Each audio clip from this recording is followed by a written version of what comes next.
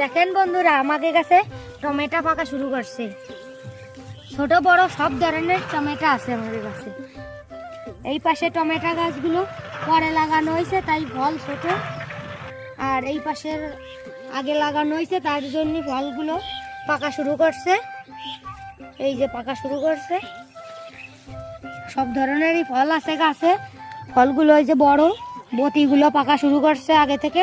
এখন বাজারে টমেটোর দাম ভালো আছে, তো পাইকারি 60-70 টাকা করে কেজি।